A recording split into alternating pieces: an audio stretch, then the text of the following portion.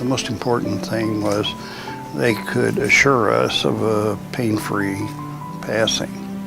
And of course, I was very interested in that for my wife. The hospice made it so that we could take her home and be in. And that's the one thing, is being home and being able to be home in the family. We could take her home and keep her comfortable.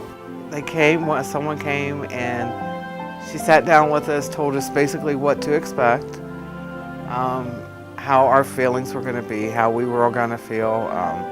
There's going to be a lot of ups and downs, and that they were always there for him, no matter what. But as important as it is for the patient, they're also there for the spouse. We want everyone in this community, number one, to know that we're here, to know that that all of our staff are highly trained and highly skilled and can provide all the care that they need to have in their home. Loving care allows you to have, and home health care allows you to build relationships with your patients. You get to know them, they know you, so you can tailor and fit what they need because you know them. We really grew to love Mary Ann. She was just one of the best nurses. She was funny, and she helped my husband. They laughed all the time, you know, they connected, and we connected with her. Healthcare organizations that are not creative are going to become irrelevant because they're not going to be able to continue to meet people's needs. They just won't be able to. What kind of creative ways can we relook at a particular patient situation so that we can maximize that person's ability to stay in the home, and we can maximize the family's ability to provide the care that they're going to need to have. So we go out to see patients and visit, evaluate them, see what they need, what kind of services we can offer them, basically how we can keep them home. When they come in, they do help the patient and they make the patient comfortable.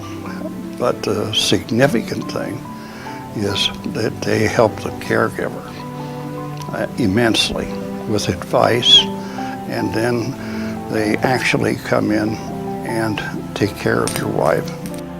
You don't realize how much that means to someone. We work to the highest standards, we work as long as we have to work, and we believe that everything we do, we are to do as unto the Lord, and that's how we approach everything that we do, where the integrity comes in. Nurses, social workers, chaplains, there is no hindrance to talking about Jesus Christ. Pray for them. We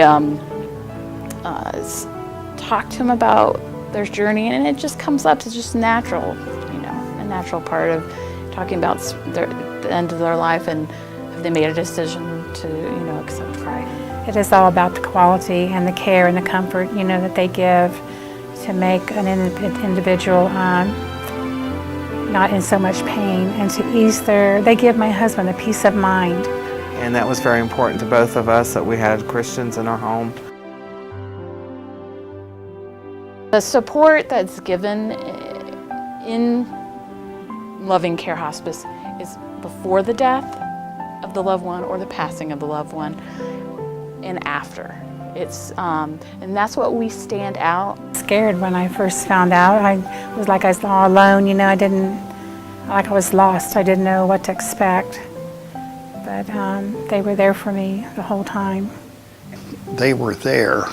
They were there with advice. They come in and talk to you and your spouse or the patient, and they explain exactly what they're going to do. The only thing you have to worry about is making the patient comfortable. Anytime I was scared, anytime I called at 2 o'clock in the morning, not knowing what was happening because I've never been through this before, and they say he's going to be okay, but they heard how panicked I would be, and they would still come over. They get up in the middle of the night, Saturday and Sunday when they're on call, and they get a call, they go. And night times can be some of the scariest times, and our folks, they don't try to handle things over the telephone, they go. She said, I'm at the high school, I'm watching my son play football, but let me go to the hospice, let me get the bandages, let me get everything for you, and then I'll be there. And she was there within 25 minutes, stopped what she was doing, just to come to help him. They go out and sit with patients. They just extend the loving care that we can give because they're willing to become involved on a personal level with our patients. And it takes special people to do it. Not only do I not think that volunteers are important, after my husband died, I had prayed about it, and I wanted to help families like me in my position that I was in, and help them and let them know that there were people that cared, and that people, even when they're very ill and dying, to make them feel worthwhile and that their life is worth living, the quality of life that they have left. So I took the training, and I am now a volunteer for Loving Care Hospice. What everybody can do that wants to support our agency is that when they or their family member or their next door neighbor or someone from their church is going to the hospital, they can say to them, why don't you call Loving Care and get Loving Care to help transition you from the hospital to home. If they don't ask for us, then they will probably get some home health agency to take care of them, or they will get some hospice program to take care of them, but it won't be Loving Care. And we believe we do it best for Madison County people, and for Union County people, and for folks even that live, in the gently surrounding areas, because we know the community, we know the resources that are here, our people live here. Probably every patient here has known some staff member that's gone in their home, and so what we would like is for people to ask for Loving Care.